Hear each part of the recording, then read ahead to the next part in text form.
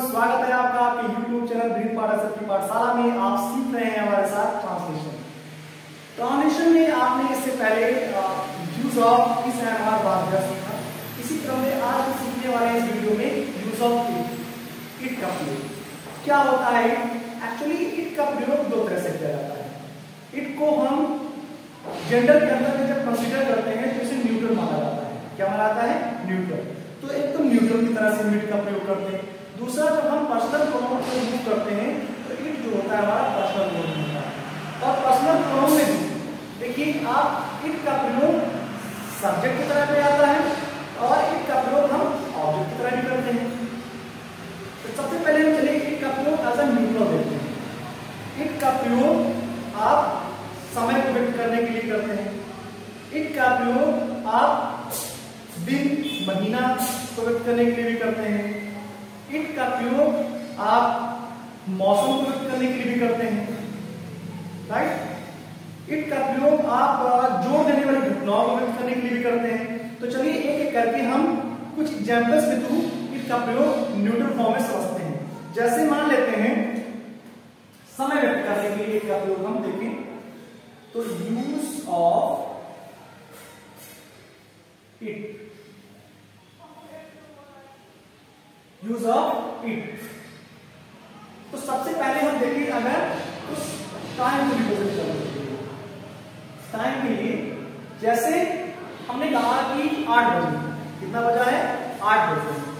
तो हम इसको इट से स्टार्ट करेंगे। It is 8 o'clock।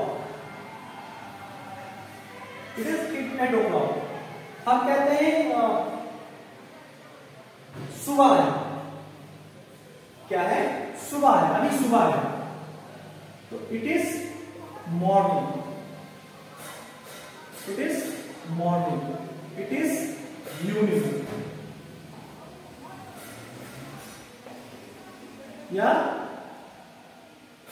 It is 10 o'clock। Right. तो इस तरह से समय को बताने के लिए हम इट का प्रयोग करते हैं। इसके अलावा समय के अलावा हम इट का प्रयोग दिन को व्यक्त करने के लिए भी कर सकते हैं। जैसे डे को रिप्रेजेंट करने के लिए, जैसे हमने कहा इट इज मंडे टुडे, यानी कि आज सोमवार है। It is Monday today. It is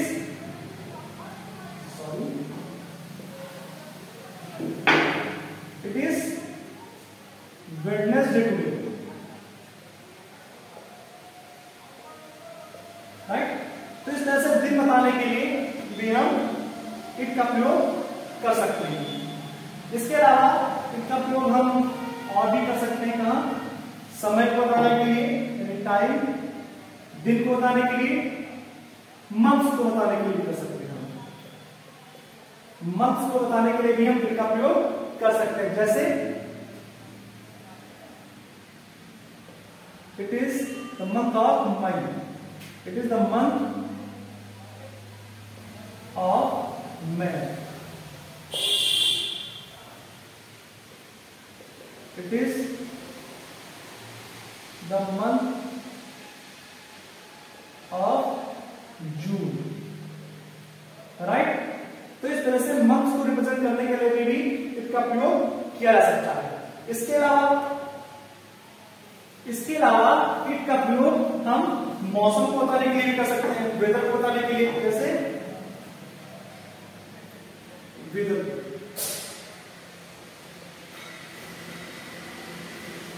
whether को बताते हैं। जैसे it is very hot. It is very hot today. It is very hot today. तो यहां पर हम इट का प्रयोग किसके लिए किए हैं? मौसम को बताने के लिए। इट इज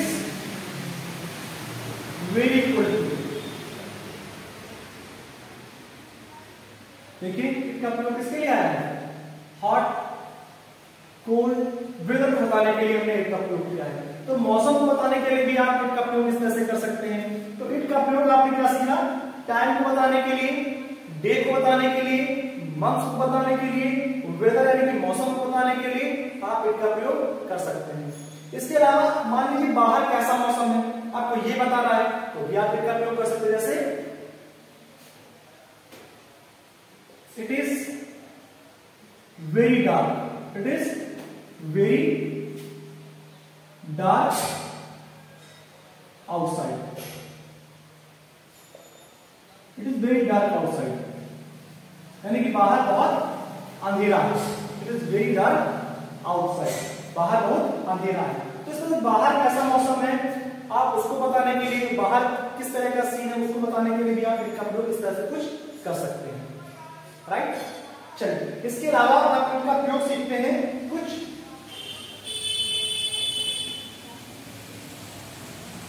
और भी सेंटेंस में, जैसे पर्सनल प्रोनाउन की तरह जब जाता है तो वहां पर्सनल प्रोनाउन के तरीके से इट का प्रयोग हम कैसे करते हैं।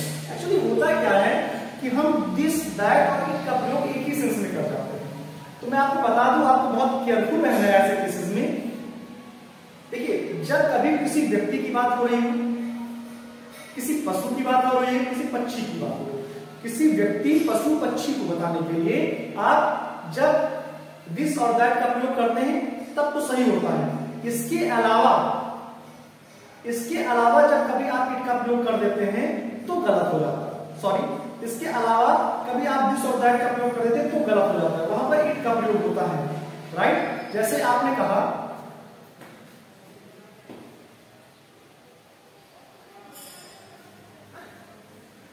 That is a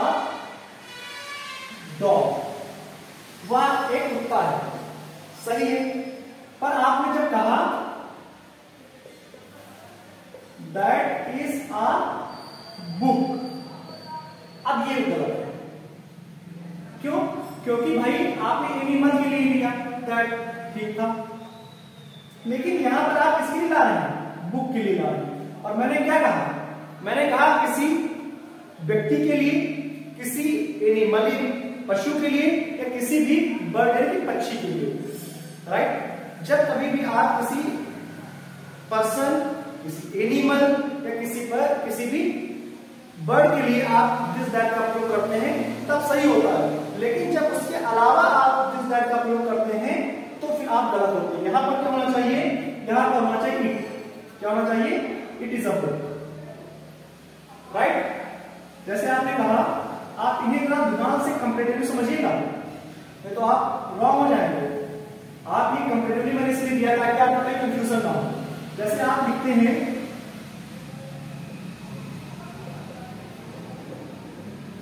that is a cow, ये सही सेंटेंस है। काउ क्या है? एनिमल है, आप दैट का प्रयोग कर सकते हैं। लेकिन जब आप लिखते हैं दैट इज अ बैट, अब आप गलत हैं। क्या? बैट ना तो एनिमल है, ना बर्ड है, और ना ही कोई पर्सन है। तो इसलिए आपको यहां पर दैट नहीं लगाना है, बल्कि आपको यहां पर दैट रिप्लेस करना है किससे? इट से। It is a bat. आशा है आपको समझ में आ रहा होगा बेटा तरीके से। कुछ और एग्जाम्पल आप देख लीजिए। जैसे आप जब प्रयोग करते हैं इस प्रकार से,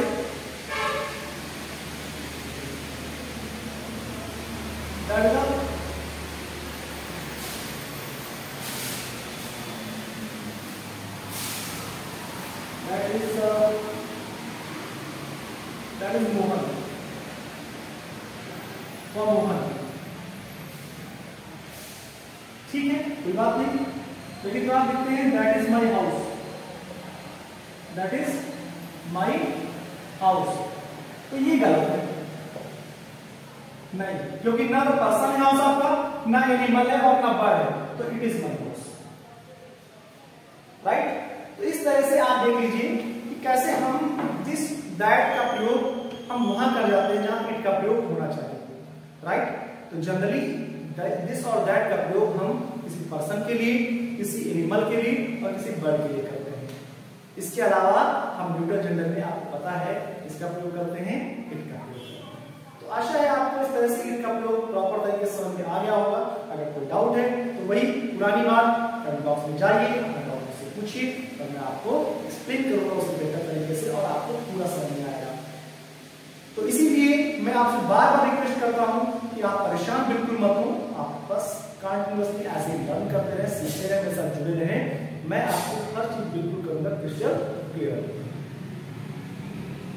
तो मैं आपसे एक बार पुनः गुजारिश करूंगा कि इसी प्रकार से मेरे साथ बेहतर तरीके से सीखने के लिए अभी और अभी यूट्यूब चैनल को मेरे सब्सक्राइब कर लीजिए, बेल आइकन दबाना बिल्कुल मत भूलेगा ताकि नेक्स्ट वीडियो का नोटिफिकेशन इजीली आपको आपके यूट्यूब चैनल पर प्राप्त हो जाए और आप आसानी से उसे सबसे पहले पढ़ सकें और अपनी नॉलेज को ग्रो कर सकें।